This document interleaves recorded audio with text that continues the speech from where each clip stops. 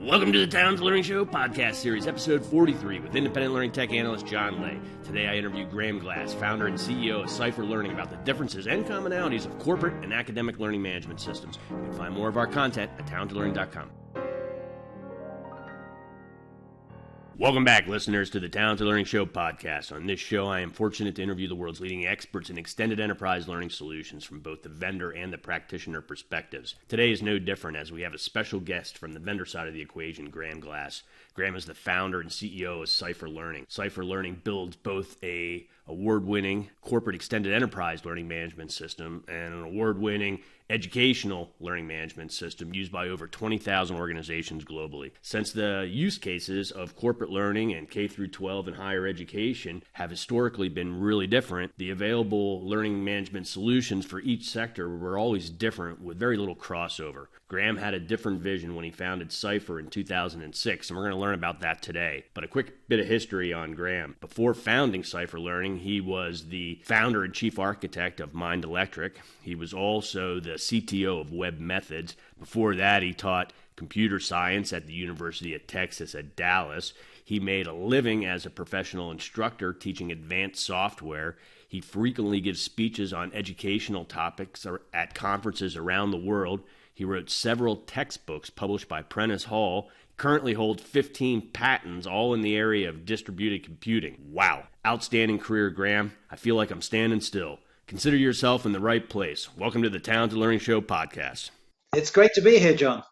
All right. Wow, what an accomplished guest. I can't wait to learn more. As we said in the intro, it is unique in the industry. So I've been in the industry 25 years now, and it's been unique to see an organization choose your path and do it so successfully. And so we want to learn a lot today about really the differences between a K through 20 learning management system and also a business or a corporation learning management system, and kind of the differences and how those two are merging, and certainly merging from your vision. But before we get into all the juicy details, even though you guys have 20,000 customers, you're not necessarily a household name, and we want to change that. So why don't we start off by having you introduce yourself and your organization and how you founded it 15 years ago and why, and what role you play in the marketplace now. That's a big question, but why don't we start there? Yeah, that's a good question. So my name is Graham Glass. I'm the CEO and founder of CYPHER Learning, and we provide a learning platform. And in fact, we actually provide 3 learning platforms, which is the first kind of thing, which is a little bit unusual. So I'll tell you a little bit about the company. I used to actually be a professor at UT Dallas, and I used to teach computer science, and that's where I got my teaching chops in higher education. So I've always loved that area of the industry. But then after teaching computer science, I then founded a professional training company in industry, teaching advanced software topics all over the United States. And so I found I loved corporate training. So when I decided to start CYPHER Learning, I thought, wouldn't it be great if you could create a single learning platform and then create branded versions of it, one for K through 20, and then one for businesses, and then one for individuals. And it's not an easy task. Most of our competitors will focus on K through 12 or higher ed or business, but I'm quite ambitious, and I thought I love those areas. Let's see if we can pull it off. And I'm happy to say that we've succeeded. So right now we're getting great customers with Neo all over the world, K through 20, great customers with Matrix all over the world, businesses, and great customers with Indie, which are individuals who want to monetize their knowledge. So the reason I did it was, number one, I just love these areas and I love those sectors. Number two, it's a much bigger total addressable market. So the business LMS market is significantly bigger than the K through 20 market. So clearly, if you can pull it off and you can have branded products in all the spaces, then the potential for massive growth is quite apparent. And then thirdly, there's a certain efficiency involved. So as you alluded to, the features required in K through 20 are overlapping, but significantly different than the ones in the business marketplace. To create a single platform that can actually be world-class in all of them is actually a pretty mammoth task. But as we're demonstrating, it's totally paid off. And as far as, why haven't more people known about us? Well, the reason is quite straightforward. Our company is also somewhat unusual in that we were organically funded, organically grown. We didn't raise some huge amount of money and make a big splash so everybody knows about us. So we've been kind of like in the background, kind of stealthily getting bigger and bigger and bigger customers. But that being said, we have some quite big announcements coming up soon. So I think we actually are going to be a household name in the not too distant future. Wow, outstanding. Well, as soon as that you can share that with us, and I will do. We'll get it out to our network. So I spent my whole life in the corporate side of the space and not on the K through 20 side of the space.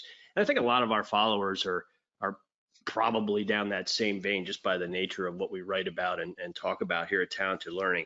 So you mentioned how there's overlapping capabilities, kind of like overlapping circles, how I see it in my head. And maybe that's how many percent? Do you think like the functionality? I would say 70% is similar, and then 30% are K through 20 features, and 30% specifically are more the business features. So there is a sizable overlap. All right. Well, let's start. Let's just start right there from the 30% from an educational side. What's needed over there that you typically don't need or haven't needed yet inside the corporate space? Yeah. So in K through 20, they're really, really, really integrating. So if you have a look at, a typical professor or a typical, high school teacher, they have a large number of assessments, and those assessments can be discussion forums, free-form essays, quizzes, surveys, debates, you name it. There might be 12 different kinds of assignment. And then there's a very complicated algorithm they use for grading, and they have grading periods. So things like the grade book, all the different kinds of assessments, peer-reviewed grading is becoming more popular. So there's a big section which is related to the way that they grade things, assess things, and calculate them. So that's one big area. And that is very complicated to implement, by the way. So if you look at the business market, virtually none of them have grade books or any, and most of them just have like quizzes and maybe a survey or something. So they're very weak on the assessment side. Another thing that's really big in K through 20 is something called competency-based learning. And especially in the United States, it's like a pretty big thing. And the general idea is, take something like mathematics. You might say that there are 40 competencies in the Common Core Standard that are being measured. And when you have an assignment, you can say this assignment is measuring competency A and competency B. This particular module is teaching competency A and competency C. And then what you do is you calculate the overall competency map for an individual student. So in K through 20, there is a big emphasis on supporting standards-based grading and competencies.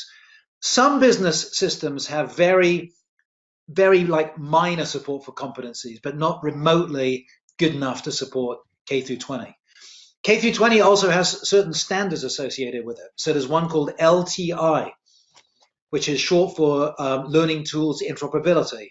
And the general idea is you want your LMS to be an open hub, so you can plug in lots of different third-party tools. It could be a virtual reality simulator. It could be a plagiarism detection tool. And there are so many of them, there's no way that any one vendor is going to build them all. So the standard called LTI allows you to plug in a third-party tool that is LTI compliant into your LMS. So there's another example where I think Matrix is probably the only business LMS that I'm aware of that supports LTI, as an example. Because in the world of business, LTI is just not really a big deal.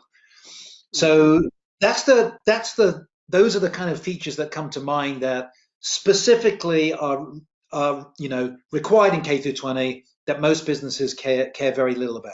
Yeah, how about it? So there's no way you would just build that by accident if you were a corporate LMS, because it's just too specific to. It's a lot of work. Yeah, to do that. All right. Well, conversely, let's hop back into my world. What do you see from a corporate side that just has no value inside the K through 20? Is there certain functionality you're developing over there? Yeah. So the two things that come to mind are ad hoc reporting. So in the world of corporate, you've got to have a world-class ad hoc reporting tool just to be in the market.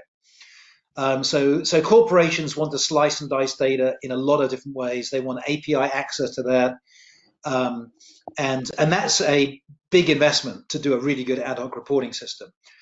E-commerce integration is also a must-have in certain sectors of business LMS, and not just something trivial like I want to buy something for $5. It's like I want bulk discounts, bundles, subscriptions, multi-tier subscriptions, multi-currency support, automatic tax calculation. It's like this seemingly endless list of things that are required in the e-commerce part.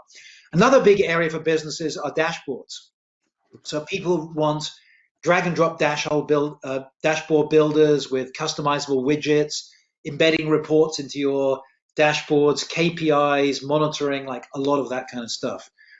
And none of the K through 20 LMSs except for Neo have any of that stuff.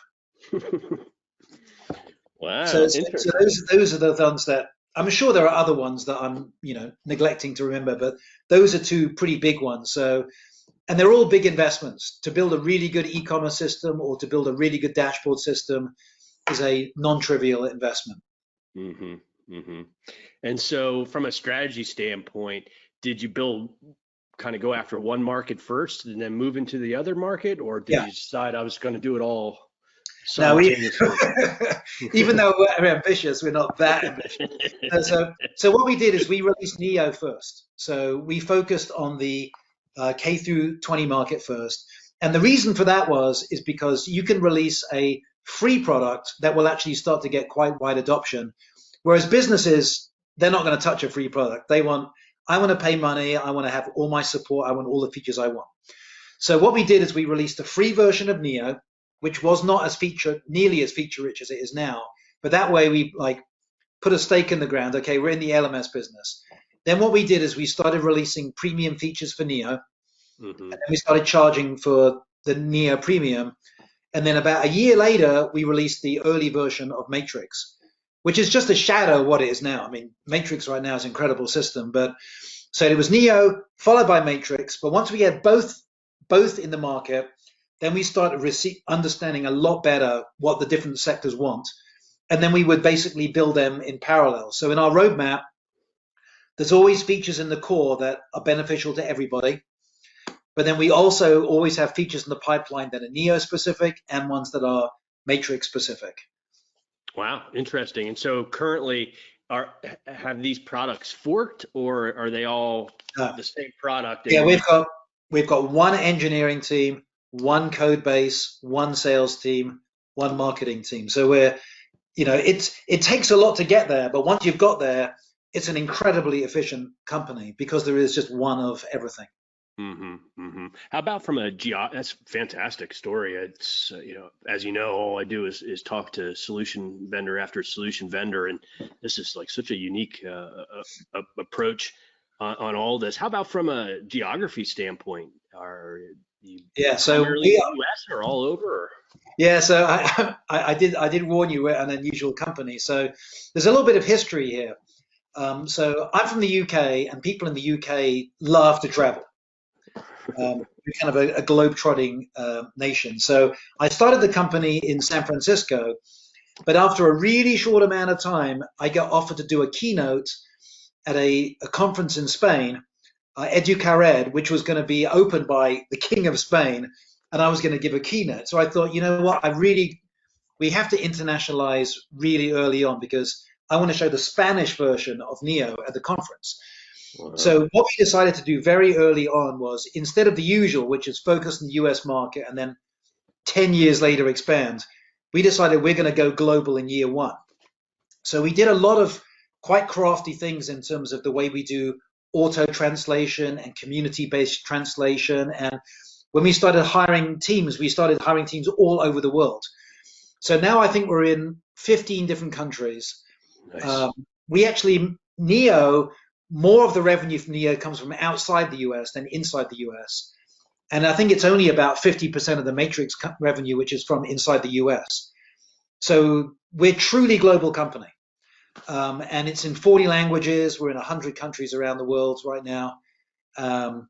and which is actually really good fun. One of the things that we did for Christmas is we got all the people in the company to do a little welcome through Zoom in their own language, which would say, "Hi, I'm Elena Todorescu, and I'm in Romania," but she would say that in Romania. And we made this little video called "We Speak Your Language," which was all the CYPHER Learning teams all around the world. And it was really good fun. And I think it made a point, which is when people do business with us, they do it locally, not with some remote US office. Wow, that's outstanding. You have to send me that video. I'll get it on your LinkedIn profile in the learning Yeah, center, yeah. so that people can see that. That's interesting. So tell me about COVID. So as COVID hit 15 or 18 months ago, whatever that is already, what did that do to the market in the sectors that you're playing with? Did you see a change? What happened? Yeah, so I think there are two main things, well, actually three main things that we noticed. First of all, for Neo, which is K through 20, there was an explosion in usage, which kind of stressed out our engineering team, but they managed to hustle and started working well. We actually seem to scale better than quite a few of our competitors who are having like all kinds of site meltdowns.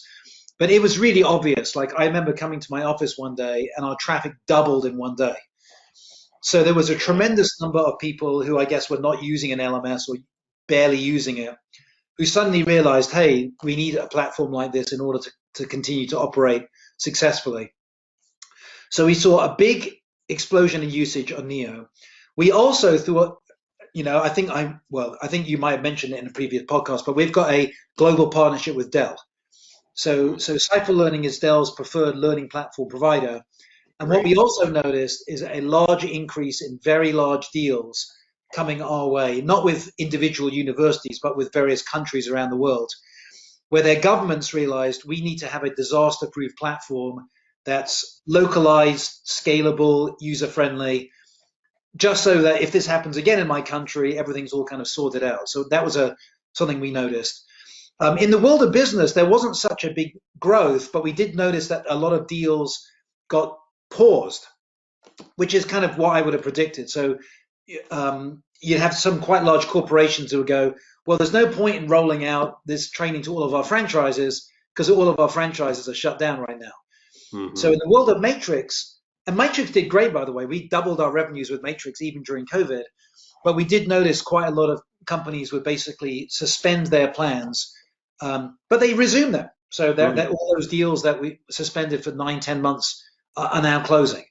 So that was something that was noticeable. But I also think there was a much better understanding of if you're going to use a learning platform in an asynchronous model or a disconnected remote model, you really do need to structure your courses differently than if they were just synchronous in-person training. So aside from the business things, there was a much greater realization that you need to think differently. And one of the things that CYPHER Learning did was all over the world, we did webinars on how to create courses that are effective in this kind of new way of thinking. Mm-hmm. Mm-hmm. That's interesting. Let's just dig into there real quick. How do you make it interesting? Like, what's that advice that you're giving people on how to take this content? Like, give me an example. So I'll do a kind of a before and after. So let's just say you were teaching some, course on mathematics, okay? So a lot of people, what they would do is they would just take the notes that they draw on the board for their children and they put them into PowerPoints or PDFs and upload the PDFs. And when the kids are going through the online course, it's literally just looking at the blackboard. And you just click next and take a quiz, click next, take a quiz, and you're at the end. It's like incredibly boring way to build a course. But one of the things that we encourage people to do is it's almost like you're a movie producer. There is a plot to your course. Right? So there is the beginning part, there's the introduction, there's the question, there's twists and turns, there is like, the final scene where all is revealed. Think of yourself more as a storyteller. Break up that course into small bite-sized pieces that ideally also include things like videos and puzzles and various different kinds of assessments. But then, and here's a really important part, use automation to then script your movie and bring it to life. And many times you can use gamification to also give little, dopamine fixes, if you like, to your students. So as they go through the course, they're getting lots of positive reinforcement and a little bit of friendly competition. So taking a course and then see how it can look like. So for example, let's just say that I enroll in the course and there's an automation which says after 2 minutes, pop up a video welcome from the teacher. Hey, Graham, it's really great to see you here. I think you're really going to have a blast in my course. And just for joining the course, I'm going to give you 20 points towards your level 1 game. So it's like, oh, that was fun and unexpected. And then I go to the first page, I watch the video, I click next, there's a little quiz, I get good in the quiz, a little pop-up, hey, you just got a badge for, great start in the course and another 50 points. And as you go through the course, you can also set automations to say, if you're falling behind, then automatically reveal more advanced modules so that the kids can, get a little bit better at that subject. And, or if they're doing really, really great, then unlock some, especially difficult modules just to really challenge those students. So by using automation and gamification and adaptive learning, you can create these very interesting, branching, fun courses, a very, very different and superior experience to clicking through a bunch of dull PDFs. Wow, how illustrative. All right, just while we're here, give me an example again of what adaptive would mean. What is it? What would that be? So the idea of adaptive is that you want the course to change based on the previous history in the course. So for example, let's just say that you are tracking competencies and you want to say the student will only see these additional modules or assessments if they are above a certain level in a competency. So it's like you put in a little rule and now each individual learner is taking a different path because of things that have happened previously in the course. And in fact, in our systems, we actually go beyond that. So we have the concept of dynamic tagging. So you can say at the very beginning of the course, take a survey. Do you prefer visual or audio? And based on what they say, not only can you reveal certain modules based on a tag that they've got on them. So if I tag myself as a video learner, but when I go into my next course, I can use the history of previous tagging to also adjust the flow through the next course. So there is a lot of things you can do from very simple to quite sophisticated using rules, automation, and things like tags. Wow. Wow, that's the kind of stuff we talked about in instructional design classes 25 years ago, but there was no technology to do it, really. That interesting. So it's like, it sounds like you're bringing the vision of 25 years ago today to the table today. What's next? Where's this all going in 3 years? How do you see this playing out? Yeah, so I'm a really big believer that what we think of as being learning platforms, and I know I have to say, we call our products Neo LMS, Matrix LMS, Indie LMS, just because most people who are in the market for a product think LMS. But we internally and with our customers, we call it a learning platform because LMS sometimes has a little bit old-fashioned connotations. So we think things are going to move towards ILP, Intelligent Learning Platform. And what I mean by Intelligent Learning Platform is that the platform learns more about you and your learning goals and becomes an assistant through your learning journey. And that's a pretty big spectrum. So for example, if I was a student at a school district in California, for example, then what they'll be able to do is if they're taking a course in mathematics, the system will know, well, you might be interested in math. So I'm going to start showing you recommendations of other ways that you can also learn mathematics. And I can also automatically put you into forums where people with similar interests. Or I can automatically measure your ability in mathematics using randomized quiz banks that are tagged with mathematics. Or I can recommend adjunct things. So I can say, well, if you're good at mathematics, you could be an astronaut. And if you want to be an astronaut, you might also want to take a course in meteorology, as an example. But that's more like a blended version. So you're still a kid going to school. You're probably still going to be in classes, taking regular classes with your teachers. In this case, it's being like a mini assistant because it is helping you in your direction. All the way to, say, in the corporate market, you can imagine a maximized version where I just sit down, I'm not taking any courses at all, and I log in and I say, I want to get really good at digital marketing. Like, well, here are some courses in digital marketing. Here are the competencies that are expected. And the matrix version of this thing is going to be vastly superior to what you're used to in that market, because our support for competency is just so much richer than anything else in the market. But I'm going to put you in touch with other people in your company that are interested in this thing. I can make you a leading expert in this thing. You can answer Q&A and you can make it gamified. And that's like the full, you're on your own kind of approach. So it's going to be a general feature set. We're not going to release a new product, except that EO is going to be intelligent learning platform, matrix intelligent learning platform. Wow, that sounds advanced. I can't wait to see it unfold. And that's coming out later this year, so you're not going to have to wait long. All right, great. Well, you'll have to come back on and show us when the price is right here, or the time is right, rather. Okay, we're running at the end of our time here, and so I guess I want one last question here on advice. You've watched 20,000 of your customers here choose you to come on board and start to be successful, but still there's tons and tons of organizations out there that are still thinking about their first move in learning systems and learning technology, as well as those that may have purchased or get stuck on an antiquated system that now we're getting out the other side of COVID are entering in a cycle of saying now's perhaps a time to replace and to upgrade what we have.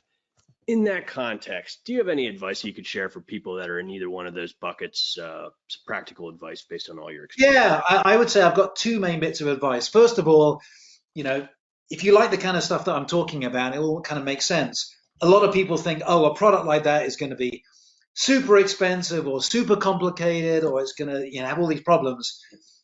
So first bit of advice was definitely check out our products, because they are beautiful, intuitive, great price point. You'll be happily surprised, I think. But the second thing is, regardless of what product you end up picking, I would definitely learn about how do you create engaging, compelling courses designed for online usage. Because one of the biggest mistakes that we've seen are customers who used to do things on the whiteboard. I used to teach that way when I was, going around America teaching. Don't just create a synchronous course and dump it into a platform. Learn how to use things like bite-sized content, adaptive learning, automation, gamification to make courses really good fun.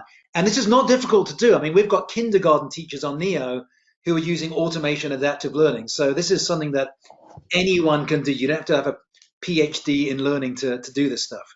All right. Well, sage advice. Where would you go for that? What do you think the best places are you go to? Well, in terms of actually learning about our product, if you go to www.cypherlearning.com, so that's CYPHER learning.com, that's the company main page, but it also has links to all of our products. And I'm pretty sure that in the resources area of our site, we also have presentations on things like how to build compelling adaptive courses. So we try and share a lot of really useful information publicly on that. And of course, you and I are going to be doing a webinar on this soon. Yes, absolutely. On June 24th. So you go to Talented Learning or to CYPHERlearning.com and register for that. But we're having an hour-long session, and we're also bringing on Dr. Val Hastings, who's going to join us as a third presenter here to talk about it from a real-life perspective, also of how to use asynchronous training in creative ways for your extended enterprise. So looking forward to digging in deeper here in that hour session with another expert also. So everybody join us for that. But anyway, Graham, thanks so much for joining us today on the show. This by far was probably one of the most unique conversations I had. And since we don't almost ever really trip into the educational space, I learned a ton too of things. That was fun. Yeah.